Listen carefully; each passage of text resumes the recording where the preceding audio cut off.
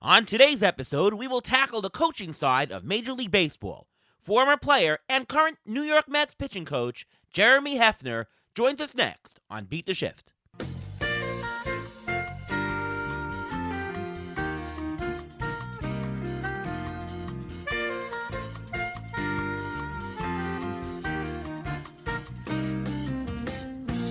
Welcome to another episode of the Beat the Shift podcast. I am your host, Ariel Cohen, and with me as always, Ruvain Guy. How are you, Ruvain? I'm doing great. How are you doing today? Pretty good. Off season for us. We're about to get started with our fantasy baseball coverage of the year. Just a couple of months to spring training. Can't wait. Hope the lockout gets decidedly ended pretty soon, and we get back to seeing games. And we've got a very special guest tonight. He is the pitching coach of the New York Mets. He actually played for the Mets as well in the 2012 and 2013 season, winning 15 games for them. Very special welcome to the Beat the Shift podcast to Jeremy Hefner. Welcome to the show. Hey, guys. Thanks for having me. Appreciate it. Oh, our pleasure. Thanks for coming on. And, before we start the show, can you tell us what has been the highlight of your professional career thus far, either as a player or as a coach? Oh, man. Wow. It's a deep question. Probably I'll reference Trevor on the previous podcast. Like, making it to the big leagues was definitely a career highlight for me. I mean, that's every kid's dream, is to pitch in the big leagues. And I was fortunate to get that opportunity, and that was definitely the highlight of my playing career. I think coaching, getting to interact with some of the guys that I get to interact with, and the best to ever do it, and to get to learn from them as much as I'm trying to teach them. I get to learn from those guys day in and day out. So it's a career highlight every day for me. Right. No, it's fantastic. And now that you're the pitching coach for the Mets, we're talking a lot about preparation and how you prepare players for the game. How do you prepare pitchers in terms of both the physical and the mental aspects of the game? Sure. So it's not just me that's preparing these guys. Ultimately, it starts with them and their want to, and like kind of how their mind works, how they tick, how their engine runs, what type of information they want, what type of information that they may find useful that they're not using yet. Like, how can we get that information in front of them, whether it be from our analytics people or from another coach or another player. And that's in terms of game planning. Like, it kind of comes from that wing of our group, whether it's me talking through a heat map, or talking through a statistic, or a pitch quality, or whether it's some of our analytics people or our advanced scouting people, talking through a lineup, and where they may go into the game, if we're talking about a reliever, or if it's a starter, how we're going to navigate the middle part of their lineup in a higher leverage situation earlier in the game, those such things. And then from a physical preparation standpoint, like, we have a great performance staff, from our physical therapists to our trainers to our strength conditioning to our dietitians to our cooks. We try to take a holistic approach with the Mets, and try to use all the resources available to us from every arena, and to set these guys up for success day in and day out. So I asked Trevor May this on our past episode, but in terms of preparation, would you say that it's more about having the players execute their own strengths, or would you say it's more about studying the opposing team and making them pay for their weaknesses during a game? Yeah, it's a great question, and it's the age-old question. Like, this is the question that's been in baseball forever. Ever since guys started to think about themselves as having strengths, and the hitters as having weaknesses, this is the question. And I love this question. This is the chess match of our game.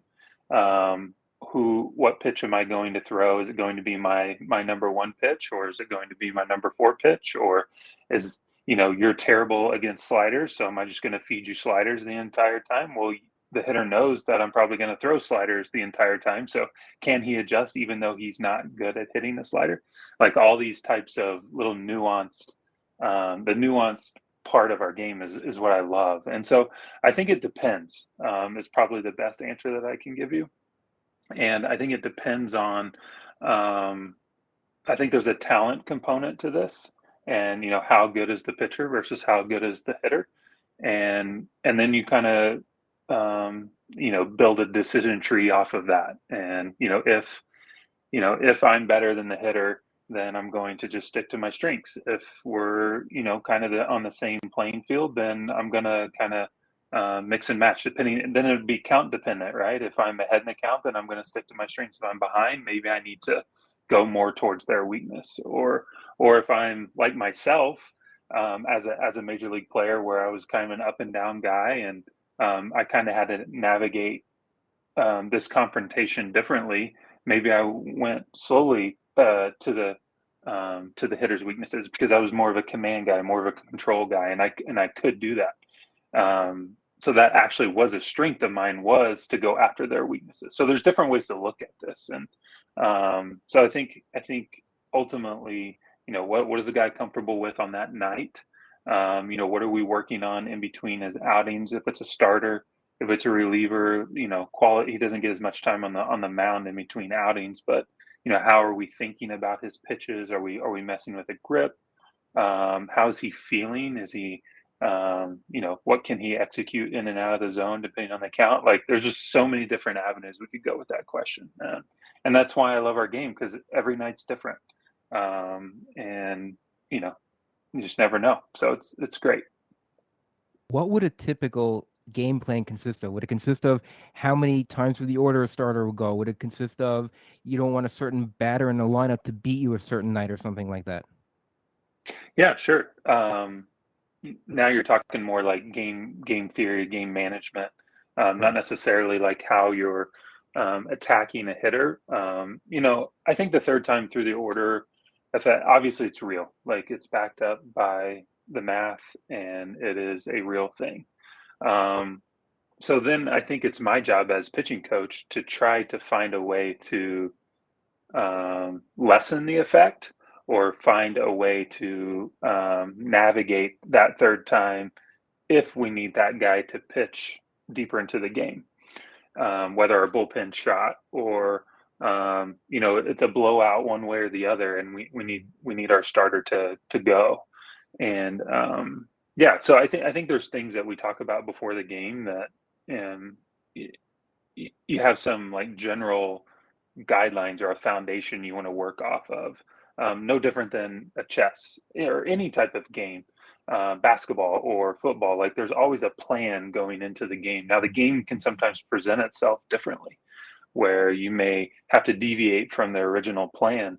But I think as long as your process is sound, and as long as you're making sound decisions based on some pretty good data or strong experience, then I think it's good it's fine to deviate from the plan. And so yeah, that's kind of how we do it. Obviously, we don't have a manager at this moment in time. I'm the only person on our staff right now, so and this all depends on who all's on our staff and how we're going to operate. But that's kind of how we've operated over the last 2 years. And from a pitching run prevention point of view, like that's probably how we'll continue to operate, because that's how most of our industry's operating. During the whole offseason, one of the game plans that a lot of the teams implemented was using an opener. Have the Mets ever, as a philosophy, ever considered using an opener, or is that just based on the manager, or is that based on the team philosophy? Yeah, we used an opener a couple of times this year. I can't remember if we used it too much in 20, but in 21, Miguel Castro opened a couple of times. Aaron Loop opened a couple of times. I think Tommy Hunter actually opened against Atlanta. So yeah, so we deployed that. I think we had 38 pitchers this year. So we were we were kind of doing everything we could to prevent runs, and opener's been proven to work, and so we deployed that a few times. Yeah, and Tommy Hunter was on pace for a shutout or a perfect game, actually, if you project it out for a full 9 innings, right? That's right. That's exactly right. I remember that game. Want to talk about the bullpen, and as the pitching coach, do you have a say in who that night is going to be first in from the pen and who's next in from that pen, or is that something that's totally manager related and that you have to prepare for? Yeah, I think it's tough to answer that question like right now, like moving forward into the future, Right. because we don't know who our manager is. But yeah, kind of how it operated in the past is we would have that was all part of our plan going into the game. Like, we wanted one of our a particular bullpen piece to face this part of the order and a particular piece to face this part of the order, because that pitcher's strengths matched up best, or they were just better, which is quite often the case, and often the case with some of our guys, because they're good. And so, and with that, like, I think there's this I don't know what the right word is, like connotation of like there's unbelief then with some of our pitchers, and like that's not the case. I think for me, I try to look at it as we're setting our guys up for success. And so if we get them into the game in a particular spot, like we are setting them up for success. And everyone's on a different career arc. Every player is on a different career arc, and some guys need to gain experience in lower leverage situations so they can become that high leverage weapon. um, and likewise, like some guys used to be in that high leverage position, and now they're at their point in their career where maybe they're a little bit more in the medium leverage, and they're doing many more things outside of pitching, but they're helping the younger players know what it's like to pitch in high leverage, and helping me coach, and a lot of the things that you don't see in the box score that maybe some older players are doing. So yeah, I think it's all part of the plan, and it depends on. There's a lot of things that go into that, like if the guy's throwing on a back-to-back night or a back-to-back to back, what's his workload been over the last week? Um, you know, when's our next off day? Um, is there rain in the forecast? Like all these things, you try to consider, while taking into account the health and well-being of the player, while also winning the baseball game, which is very important. Speaking of health, the staff is getting a little bit on the older side. How do you plan on keeping the pitchers healthy throughout the entire course of the season? Yeah, I think it comes down to communication, and communication between all the parties that support our players, and then the players communicating with us what they need and how they're feeling, and then we can tell them what we see. They tell us how they're feeling.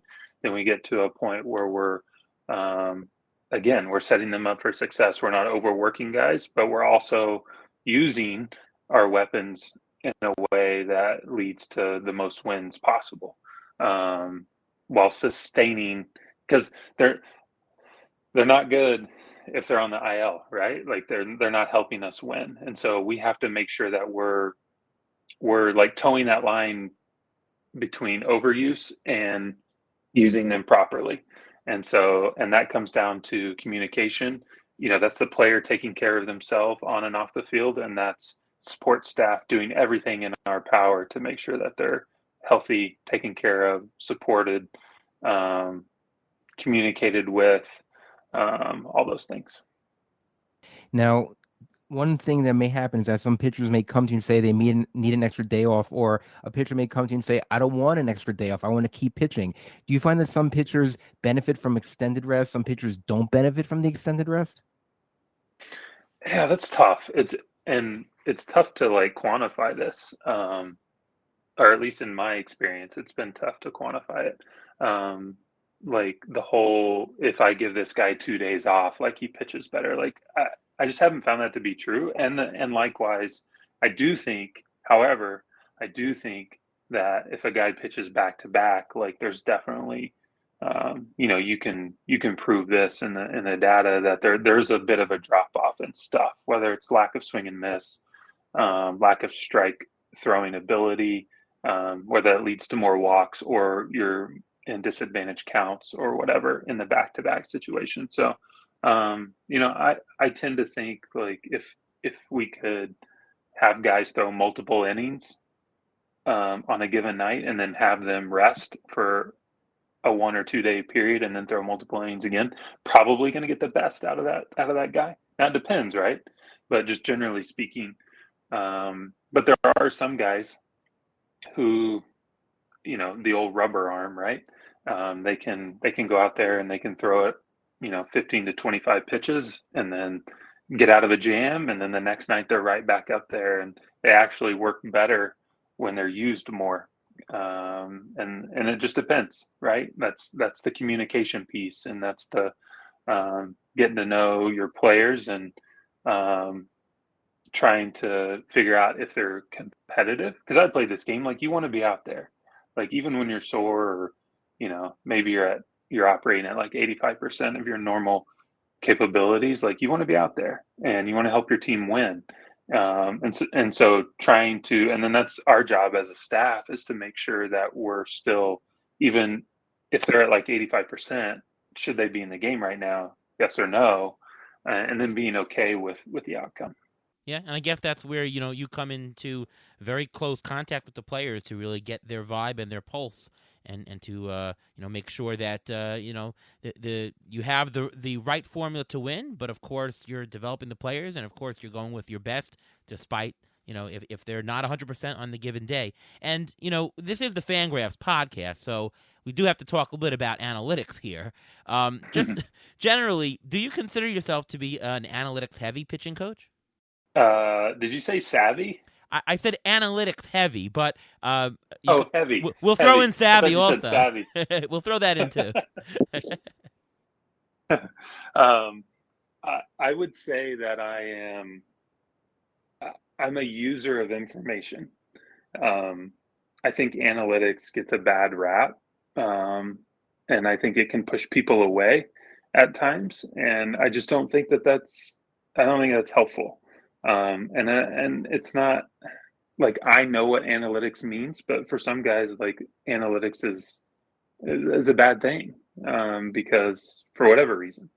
And so I think I use information, and first I try to have a subjective view of whatever I'm thinking about, right? Whether it's pitching mechanics or a pitch type, or how we should pitch a particular batter. So I try to have a subjective view of that, which has been done for 100 plus years or whatever in baseball.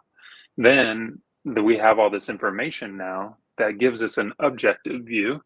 And then I try to see what the difference is, or if there is a difference between my subjective view and the objective view. And if there is a difference, then we have to make a decision, which way do we go? And then furthermore, like, in terms of learning and growing and trying to understand and trying to be the best that I can be for our players and for my organization, like, what can I learn from that difference? And is it just my bias, or is it something that I'm just wrong about, or is it just a small sampling? Is it a small sampling issue where like, the data isn't, there's no correlation. So, like, we just gotta, with certain things, like, it's okay to go towards the subjective view. Not a lot. So in that regard, like, I think it's tough because the game is played every day and it's very nuanced, but there's so much data and you play so many games that, yes, if I throw my slider 80% of the time, like, I'm going to be a 40% strikeout guy over the course of 162 games. But tonight against Ronald Acuna, I don't feel good with my slider. Like, it's not coming out of my hand well. It's raining or whatever. Like, I got to throw my fastball 80% of the time. And like, maybe I don't get the punch out. Like, it's tough, right? Like, it's all these things, all these little questions that you can't have an objective view because there's not enough data to back it up. That's where I that's where the game is right now on a coach level for me. I have the macro, like I have the big picture, and I know what to do on the big picture, but on the micro, on the lowest level, on the pitch level, um, like it's raining, I can't hold the slider. What do I do? Like that's the question, right? It's not so much like what's my best pitch. Like clearly the slider's my best pitch. Just say I'm a generic slide. I'm a slider heavy guy, and I need to be 70-80% slider. Like yes, if I do that over 162 games, like I'm gonna be dominant. I'm gonna be a 40% strikeout guy. But yeah, I'm rambling a little bit on a tangent, but like I would say that like I try to use the information to find my holes, find my biases, and uproot those, and try to be the best that I can be for our players. That's probably the simplest way to answer that question. Yeah, and I think you're hitting on a good point about the use of analytics and gut, against it. I mean, I'm an analytics guy. I'm an actuary. I do models and statistics all day long, and obviously I do the work for Fangraphs, and I do projections for Fangraphs, and, I have listeners asking me all the time, when do you follow projections and when do you go with your gut? And my answer I always give is, I take the projections and I take the objective analytics view unless I know information to the contrary in a certain situation. And, you mentioned, hey, it's raining. I don't feel so good. Maybe I shouldn't pitch to Acuna. I mean, that is where you have to supersede the information that you get. Analytics tells you the long-term average. This is what you should do in the long term. But of course, you know what it is on a night to night. And it's funny, I remember a couple of years ago in the World Series where you had Blake Snell pitching for the Rays, and he was just going great. And if that year Blake Snell didn't pitch a third time through the order, I think 5 innings was his maximum for the year. And everyone complained, "Oh my goodness, why you're not leaving Blake Snell in? Oh my God, why are you taking him out? You shouldn't be doing that." And my answer to that is, it worked for the Rays for 162 games that the game plan was Snell goes for 5 innings and that's it. It got him to the World Series. Why would you not differ from that point? Can you see that kind of case where you would say, well, you go with the analytics because that's what it says in a long term, and deny the gut that says, but it's the World Series, you got to go for it, and who cares what the analytics says, we got to go with the guy. Like, where do you divide the line with that? I think it's an interesting thing, and curious to hear about what you thought of the Snell situation and similar situations. Yeah. Oh man, that's a tough one. Because I wasn't there. Like it's so easy to armchair quarterback this thing, and Yeah, but it's really the root, and it's really the root of here's what the analytics say, and when do you veer off it? And I would think that that's something really at the heart of what you have to deal with on a day-to-day basis. For sure, and you got to make tough decisions, right? Well, I don't necessarily. The manager does, but like I'm a part of the staff that makes decisions, like how are we going to plan out this game, or how are we going to try to win this game today? And I have to assume, like, I don't know Kevin, and I don't know their process in Tampa, but it seems pretty sound, and they probably have a plan, and the plan was probably to do what they did, and they stuck with their process and what they kind of laid out for the entire season. So it's really being a process-driven guy. It makes a lot of sense why they took him out. But from a fan and from just watching the game and rooting for the human, for Blake, and for like what he could do in that situation, the World Series, and like it was tough for me to watch him take him out, right? So like it's a I think from a player's view and from a fan's view, I was sad that they took him out. But Right. from being a process-oriented guy, like it makes all the sense in the world. And I think if I was in that position and I had set up some sort of process and we were going to ride this process out for the entire season, then it makes sense. Right. No, absolutely. And I'm not sure how much you can answer this question. Divulge any information. Of course, don't divulge what you can't. But what are the 2 or 3 important stats that you might look at in analytics, or maybe what are the important visual video aids that you might drill down to help pitchers, get the best out of them? Yeah, I think it's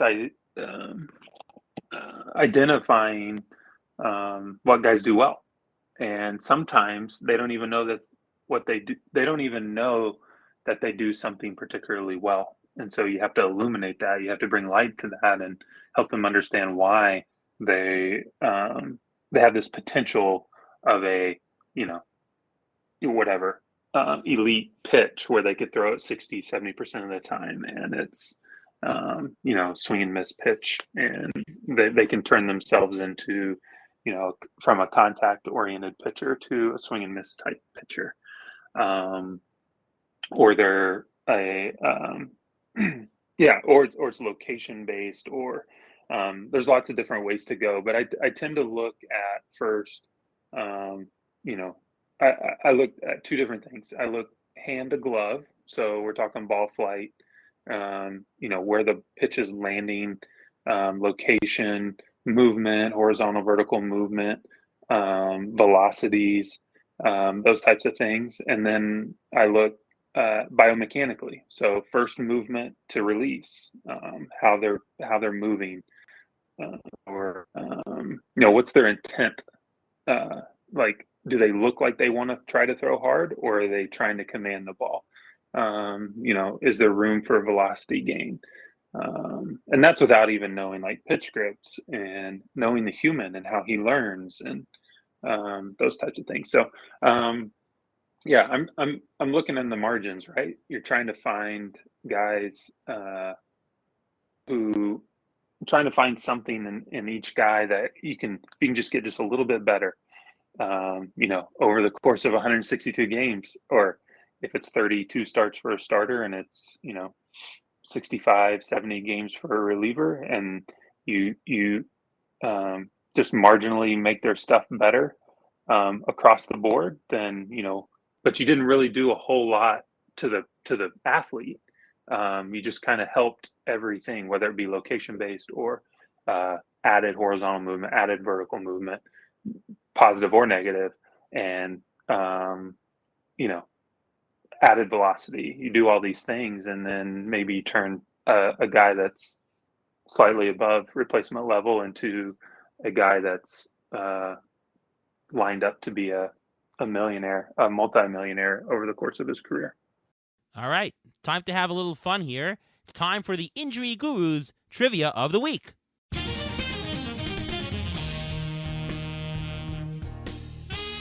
Well, since the World Series is still kind of fresh in our minds, I wanted to ask this question to you, Jeremy, because I think one of these names may have some importance to you. Since the DH era began, who are the only 2 pitchers to hit a home run in the World Series? Would you know that? Oh, man. Wow. Hit a home run in the World Series? That's the toughest question you've ever asked, by the way, Ruvain. Well, if you watch the World Series, they did mention it, so.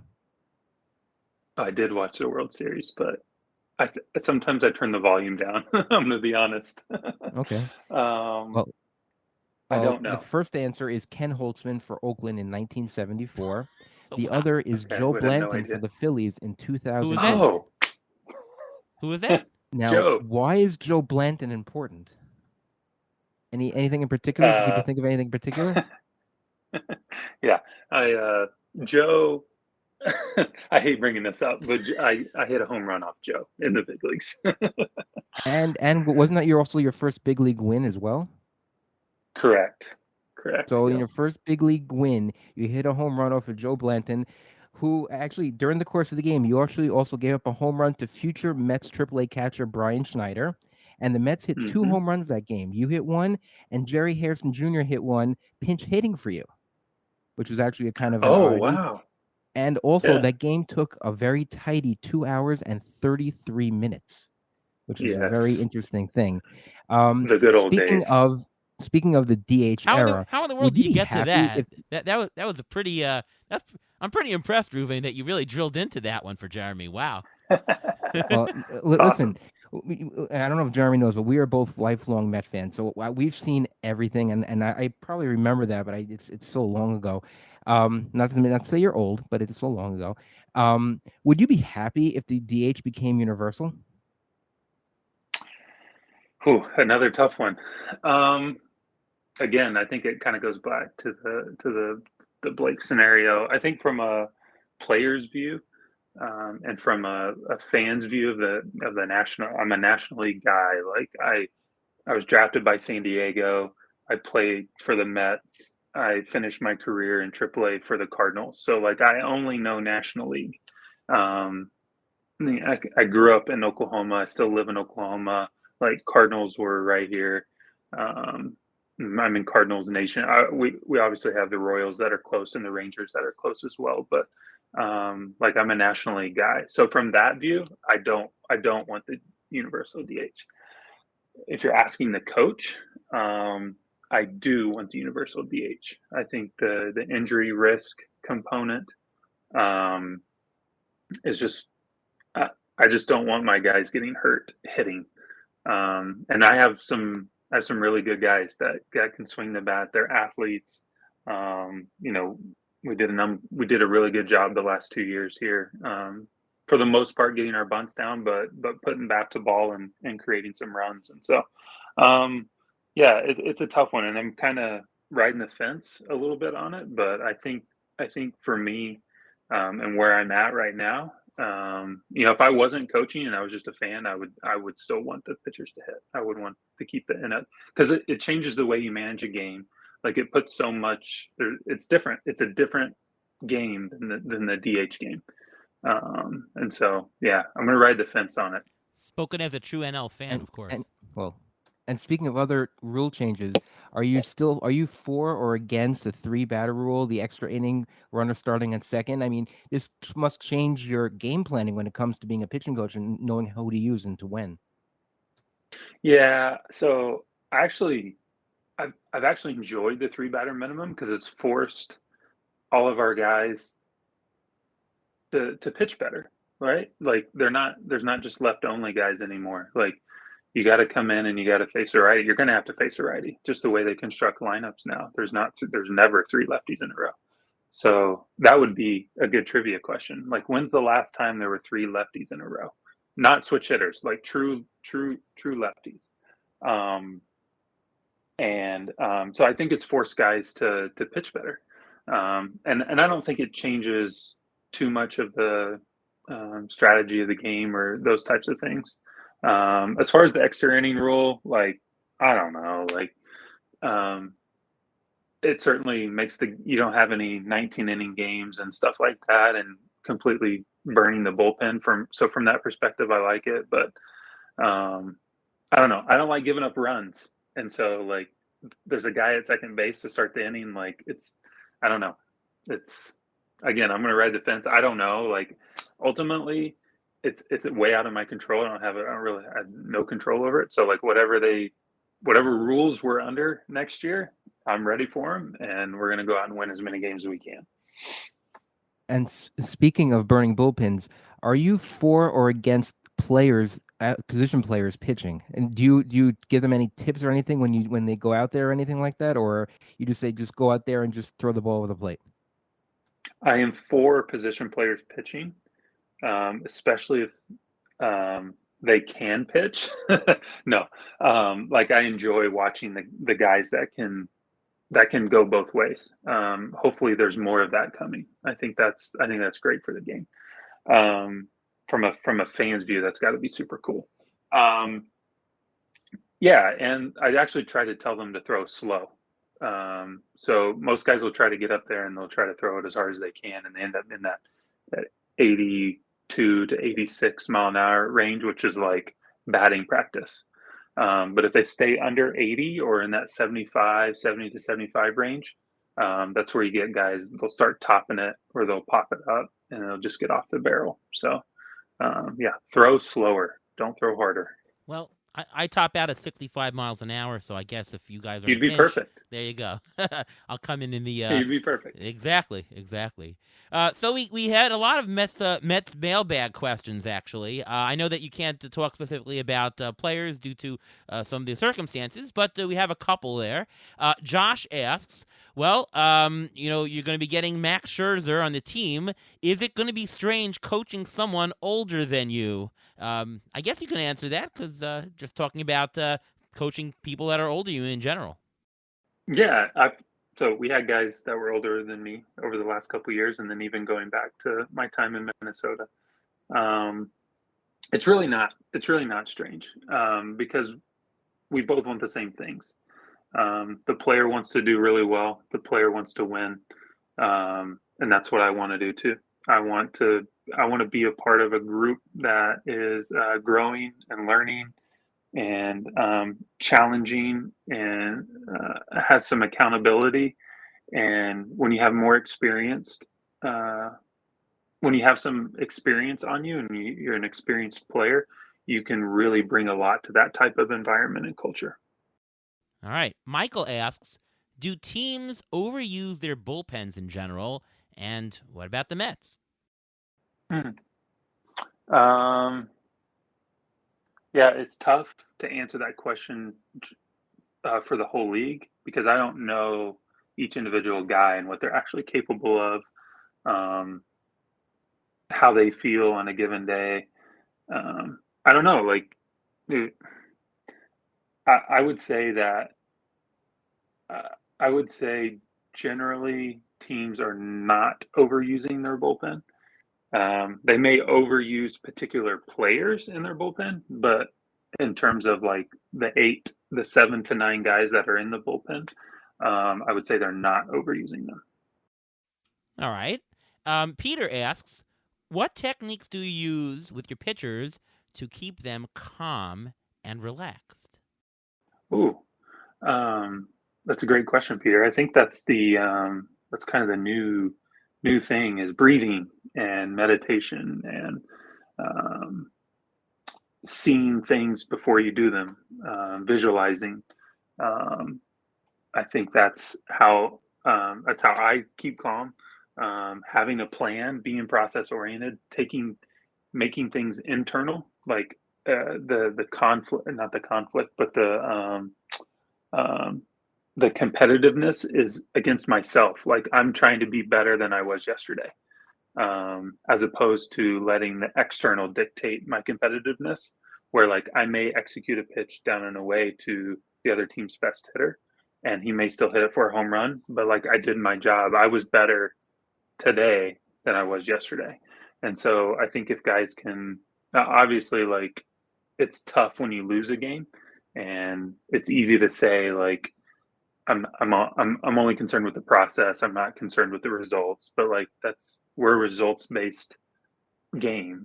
But the more we can be process oriented, the results the results tend to be better. And so keeping guys in that lane, in the process lane, tends to keep guys calmer because they understand what they need to do.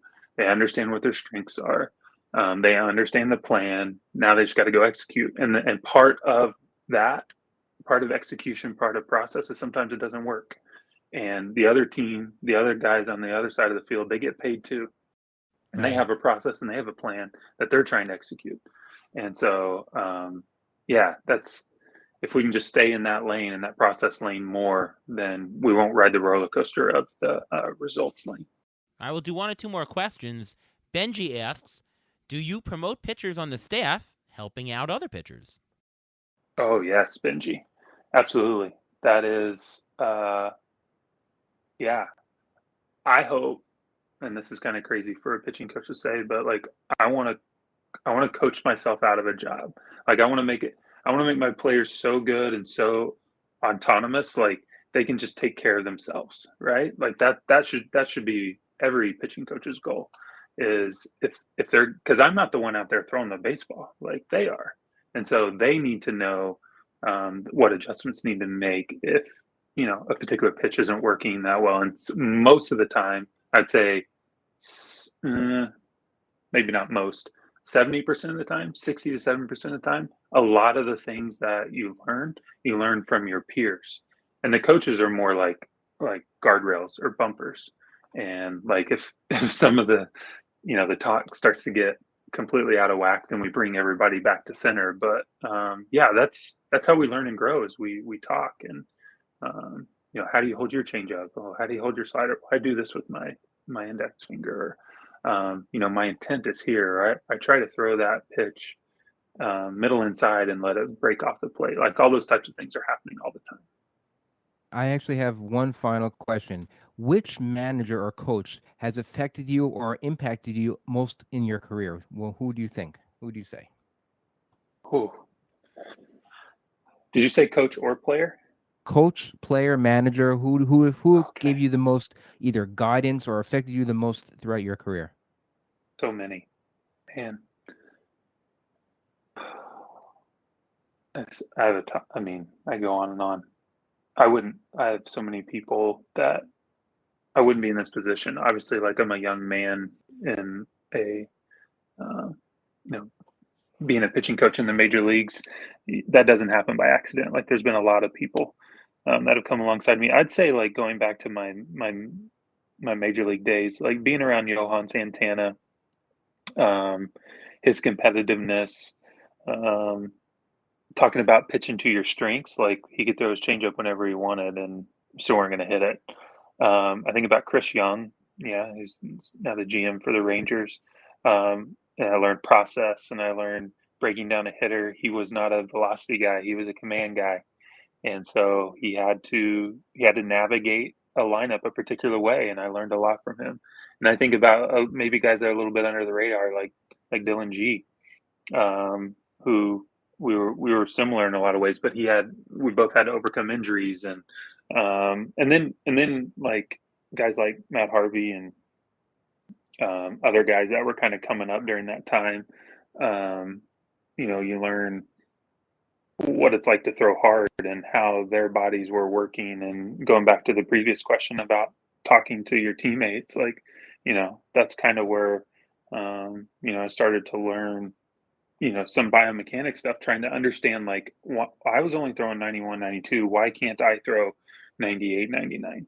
And trying to understand the differences between myself and someone else. Is it just genetics? Is it something I can be doing in the weight room? Like you start going down these different avenues, even as a player, and like not even knowing what the future would hold, 9 years later. Now I'm a pitching coach, like trying to help guys throw harder. So, yeah, it's, I'm very grateful for all the people that have kind of been in my life.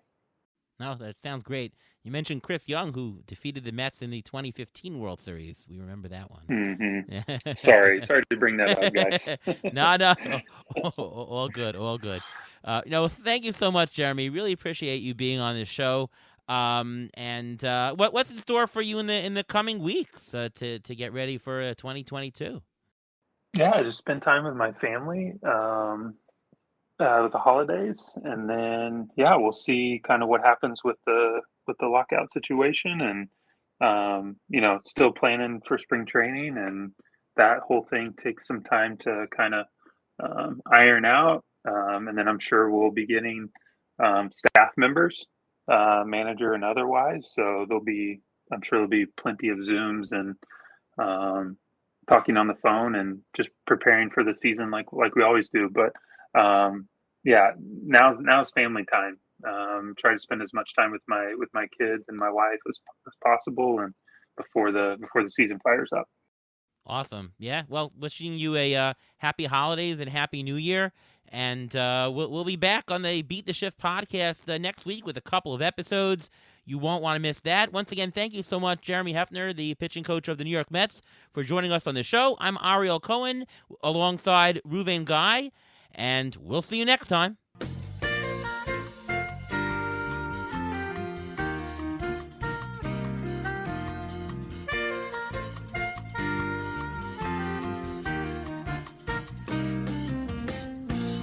Thanks for listening to the Beat the Shift podcast presented by Fangraphs. Follow us on Twitter at beat_shift_pod.